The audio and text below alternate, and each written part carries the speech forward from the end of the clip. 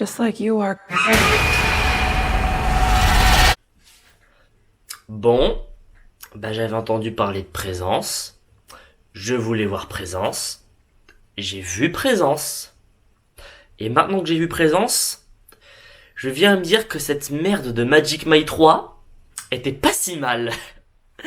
Bonjour à tous, bonjour à toutes, c'est Robisnake, on se retrouve aujourd'hui pour une nouvelle vidéo où nous allons aborder Presence, le nouveau film réalisé par Steven Soderbergh, dont ça fait plus d'1 an qu'il est attendu, vu que ça fait 1 an qu'il est sorti aux États-Unis et projeté dans pas mal de festivals, notamment au festival de Gérardmer en France l'année dernière.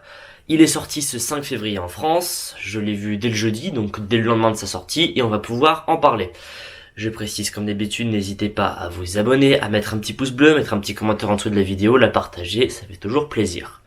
Presence est donc le nouveau film de Steven Soderbergh. Je pense pas que j'ai besoin de présenter Steven Soderbergh, mais pour vous donner quelques exemples, réalisateur de la trilogie des Oceans dans les années 2000, réalisateur de Contagion, réalisateur d'Effets secondaires, du premier Magic Mike et du troisième Magic Mike, qui est nul, et de la série The Knick.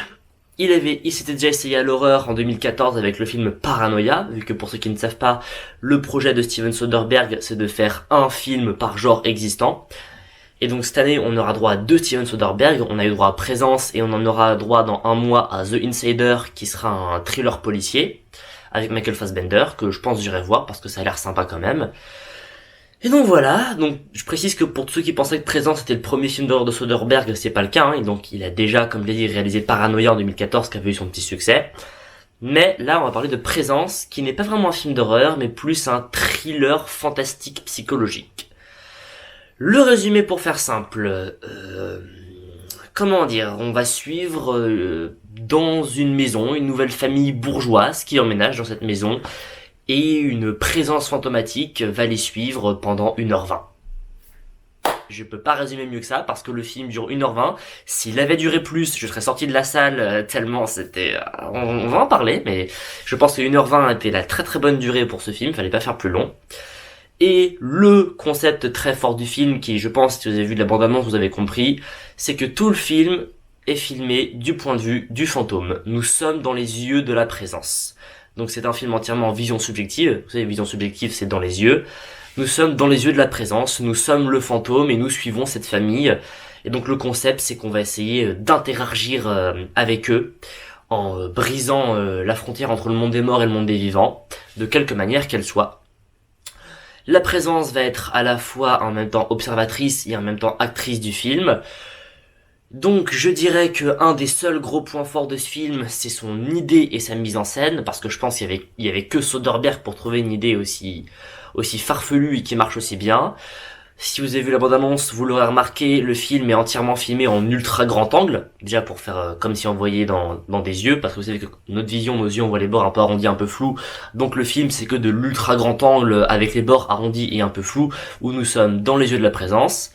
C'est que de la caméra à l'épaule, ça j'ai remarqué parce que la caméra tremblote un peu, donc c'est comme si la présence marchait et ne flottait pas, alors que si la présence flottait, on aurait été en steadicam, donc caméra stable qui bouge fluide, mais non là c'est de la caméra à l'épaule, mais ça bouge pas trop, mais tu sens quand même quelques tremblements, et ça va être une série de plans séquences. Ça veut dire que le montage c'est très simple, vous avez une séquence en plan séquence, un petit fond noir, une séquence en plan séquence, un petit fond noir, et vous en avez à peu près une dizaine comme ça. Donc ce qui nous fait une dizaine de séquences en plan séquence qui composent ce film en vision subjective du fantôme.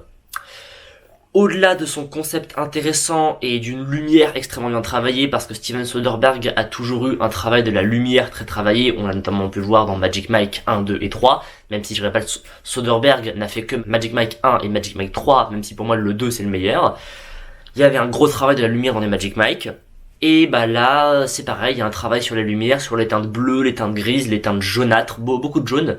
Il a encore une fois des très beaux décors, donc une maison bourgeoise avec des meubles à la fois anciens, modernes, les riches bourgeois américains qui boivent des bouteilles de vin dans des verres à vin énormes sur un immense bar au milieu de la cuisine. En gros, le côté un peu Desperate Housewives, vous savez, les vieilles séries américaines bourgeoises, c'est vraiment ce truc-là. Et je dirais que je pense que Steven Soderbergh, il doit pas être étranger à Jean-Luc Lagarce, parce qu'il y a un petit côté Jean-Luc Lagarce dans le film, c'est-à-dire que le principe, c'est qu'on suit une famille qui n'arrive pas à communiquer. C'est une famille qui ne s'aime pas vraiment entre eux, une famille qui ont chacun des personnalités différentes, qui a des objectifs différents, et bah en gros ça marche pas. Personne communique, ça fonctionne pas, et du coup c'est une famille dysfonctionnelle. Et si vous connaissez un peu Jean-Luc Lagarce avec des pièces de théâtre comme Juste la fin du monde, et d'ailleurs le film Juste la fin du monde qui est très bien aussi, qui parle de ça, et Nous les héros, qui est ma pièce de Lagarce préférée, vous savez que c'est le grand thème de Lagarce, les familles dysfonctionnelles. Donc j'ai trouvé qu'il y avait un petit côté pièce de théâtre, notamment un petit côté Lagarce. C'est justifié puisque le scénariste du film, ce n'est pas Steven Soderbergh, lui ne fait que le réaliser. Le scénariste, c'est David Coep. David Coep, ça vous dit peut-être rien, mais c'est un scénariste qui a travaillé sur les scénarios de Jurassic Park 1, Jurassic Park 2, Jurassic Park 3. Il a bossé avec Steven Soderbergh pour quelques scénarios, mais je sais plus lesquels. Enfin bref, David Coep, il a bossé sur beaucoup de gros films, et en même temps qu'il bosse sur beaucoup de gros films, c'est aussi un dramaturge. David Coep, si vous le cherchez, c'est reconnu comme un des plus grands dramaturges, donc un écrivain de théâtre contemporain américain.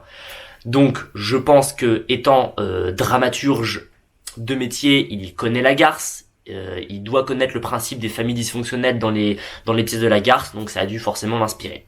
Voilà, parce que pour ceux qui ne savent pas, Lagarce, il n'est pas connu qu'en France, il est connu dans le monde entier. Donc, on va passer au scénario, après on passera à la réalisation. Le scénario écrit par David Coep est chiant. C'est un scénario plat, qui raconte pas grand chose, avec des personnages qui sont pas très bien écrits. Le seul truc qu'on arrive à sauver, c'est qu'ils ont chacun leur propre caractère, ils ont chacun leur propre croyance, leur propre personnalité, même s'ils sont pas forcément tous très développés.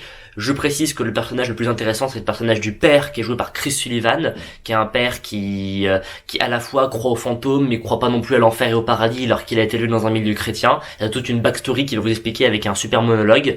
Donc le personnage du père, c'est le seul à sauver, sinon les autres sont pas forcément intéressants. Le personnage de la fille, donc la personnage principale, c'est la fille qui arrive à sentir la présence. En fait, c'est ça l'élément déclencheur, c'est que la fille sent la présence, sent le fantôme et sait qui est le fantôme, sait qui est la présence. Mais c'est pas non plus bouleversant. Donc vraiment en termes d'écriture, on n'est pas sur un truc très fort, on n'est pas sur un truc très marquant. Vraiment, David Coep il s'est pas foulé pour le scénario là, je suis désolé. Donc, scénario passé, la mise en scène. C'est le gros point fort, c'est la mise en scène. Les choix de cadre, l'ultra grand angle, les choix de décor, de lumière, de comment Steven Soderbergh va bouger sa caméra, c'était extraordinaire. La mise en scène, c'est le seul truc à sauver, parce que le scénario, il apporte pas de rythme. Et remarque, la mise en scène n'apporte pas beaucoup de rythme non plus, hein. Comme c'est que des plans séquences, c'est le fantôme qui se déplace à pied dans la maison en temps réel. Donc en gros, sur le tournage, si vous voulez, ils ont la maison et donc t'as le caméraman, enfin, non, on dit plus caméraman, on dit cadreur. Donc t'as le cadreur qui tient la caméra, qui est en temps réel, qui bouge dans la maison un peu partout. Le film n'est pas rythmé, c'est un film lent. Oui, 1h20, tu te fais un peu chier. C'est un film très lent. Mais la mise en scène avec son ultra grand angle, le fait d'être dans les yeux du personnage et le travail sur les lumières et les décors sauve le film. C'est un film qui est joli à regarder, qui est agréable à l'œil, même si l'ultra grand angle pendant 1h20 sans couper, ça peut donner mal au crâne. Perso, j'avais un peu mal au crâne dans mon cinéma et pendant le film, j'ai eu encore plus mal au crâne, donc j'ai dû prendre un petit médoc pour faire passer ça, mais voilà. Si vous n'êtes pas migraineux, ça devrait aller, mais si vous êtes un peu migraineux, ça peut donner mal au crâne. Donc voilà, Steven Soderbergh, encore une fois, pour moi Steven Soderbergh, il a toujours eu des réalisations très stylisées, notamment les Magic Mike, les Oceans, Contagion j'aime pas, donc je l'ai pas fini, mais sinon j'aime à peu près tout ce que fait Soderbergh, et même Magic Mike 3, qui était chiant et pas intéressant, et qui était la pire conclusion d'une trilogie au monde, arrivait à avoir une mise en scène très stylisée, très intéressante, parce que il a aussi tourné en très grand angle et avec des belles lumières, Magic Mike 3, donc si vous voyez Magic Mike 1 et Magic Mike 3, il y a des similarités avec présence, donc au moins il a une patte qui est reconnaissable. Donc mise en scène ça va, Steven Soderbergh, même si tu lui confies un scénario pourri comme celui-là, il va savoir quoi faire, mais il apporte pas de rythme, il y a pas de rythme, c'est chiant, et il faut attendre vraiment les 5-10 dernières minutes du film pour que ça bouge un peu, pour qu'il y ait un peu d'action. Donc voilà, Steven Soderbergh il fait du bon travail, mais avec un scénario mauvais, il y a pas grand chose à sauver là-dedans. Concernant le jeu d'acteurs, alors je connais pas le nom des tous acteurs, mais on citera notamment le père joué par Chris Sullivan, qui a une très très bonne performance en père un peu loser, blasé, qui prend le parti d'un de ses enfants et pas le parti de l'autre de ses enfants, et qui n'est plus trop sûr d'aimer sa femme. C'est vraiment le personnage qui a le fond le plus intéressant, donc c'est le seul perso bien écrit je trouve. Lucy Liu qui joue la mère, donc on a un couple américano-asiatique. Donc Lucy Liu, actrice chinoise que vous connaissez pour les Charlie's Angels, elle a joué aussi dernièrement, je crois, dans Red One avec Dwayne Johnson, qui m'avait fait marrer, voilà, c'était sympatoche. Donc voilà, Lucy Liu qui est pas une actrice qu'on voit souvent. Là, je trouvais qu'elle avait un rôle pas très intéressant, c'est-à-dire elle fait la mère, elle fait le cliché de la mère bourgeoise qui veut que ses enfants réussissent, enfin qui veut que son fils réussisse. Attention, parce que c'est vraiment pour ceux qui savent pas, comme Lucy Liu d'origine chinoise, là c'est pas du racisme, hein, c'est un vrai truc, c'est que les Chinois, ils ont tendance à s'axer sur les études de leurs enfants garçons. Quand les Chinois, ils ont des filles en tant qu'enfants, ils sont un peu déçus. Et les mères et les pères chinois, quand ils ont des enfants garçons, ils vont leur mettre la pression pour le sport, pour les études, et les filles, ils vont un peu les délaisser. C'est un vrai truc. Vous étudiez les Chinois en cours d'histoire, en cours de sociologie, c'est encore comme ça. Les Chinois auront tendance à préférer et à valoriser leurs garçons et pas valoriser leurs filles, voire à les mettre de côté. Donc vous aurez compris que Lucy Liu est une mère chinoise qui pousse son fils à la réussite au paroxysme et qui délaisse complètement sa fille. Alors, un truc intéressant du scénario par contre par rapport à la fille, c'est que c'est un film qui parle du suicide, et c'est un film qui parle de la dépression, c'est un film qui parle de la mort, et je pense que le thème de la vie et de la mort est assez bien exploité. Donc voilà, c'est un truc que je veux bien sauver du scénario et qui aussi correspond dans la mise en scène. Déjà, à la vie et la mort, tu nous donnes le point de vue d'un fantôme qui entre en contact avec quelqu'un de suicidaire et dépressif, t'as les bons points de vue de vie et mort. C'est un truc qui est un peu à sauver, il y a une belle philosophie sur la vie et de la mort, donc si jamais vous voulez un peu voir de la philosophie sur ça, regardez le film, ça peut être pas trop mal. Mais voilà, Lucy Liu en mère qui pousse son fils et qui délaisse sa fille, elle est pas très intéressante parce qu'elle a pas un jeu extraordinaire et qu'elle est pas si présente que ça, mais j'étais quand même content de voir Lucy Liu parce qu'on la voit pas souvent, ça fait plaisir de la voir.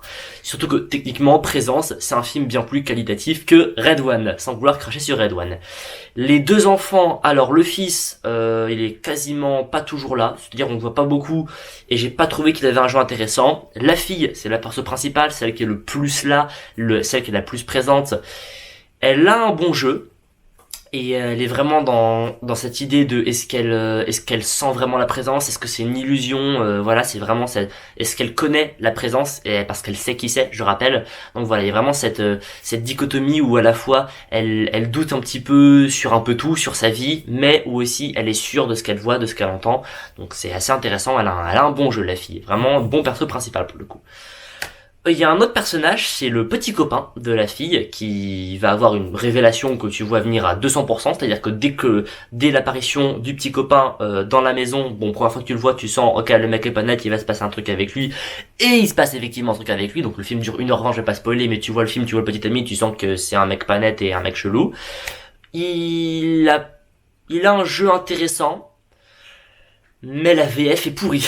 J'ai vu le film en VF, alors la VF de tous les persos elle est bien, mais la VF de celui-là, elle est pourrie, elle transmet rien, c'est presque ridicule. Vraiment la VF des autres persos elle est très bien, mais la VF du petit ami Panette, elle est vraiment pourrie de chez pourrie, donc j'ai pas ressenti grand chose avec lui. Donc niveau jeu d'acteur encore, à part le père et la fille, bah ça fait 2 sur 4. Vraiment, ça fait 2 acteurs sur 4 qui s'en sortent bien. Non, sur 5, il y a petit ami, ça fait 2 acteurs sur 5 qui s'en sortent bien, voilà.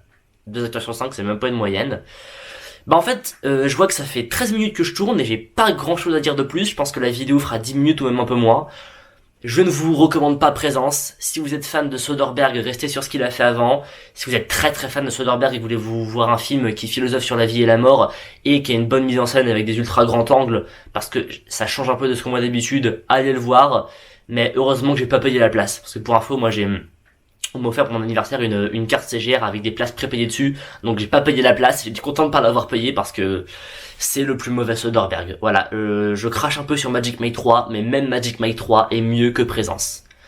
Donc je ne vous le recommande pas spécialement, mais après si ça vous intéresse parce que vous êtes ultra fan de Soderbergh, allez quand même le voir. Mais pour moi c'est pas une réussite, c'est le pire film de Soderbergh.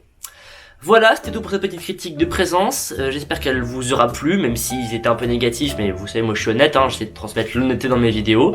Mais après, je vous ai dit, si ça vous tente vraiment d'aller voir un film qui parle de la vie et de la mort et qui est bien réalisé, allez le voir, mais moi je le reverrai pas. Voilà, c'est plus mauvais Soderbergh pour moi, même Magic Mike 3 était mieux. Bouffez des films et des séries comme pas permis, à plus.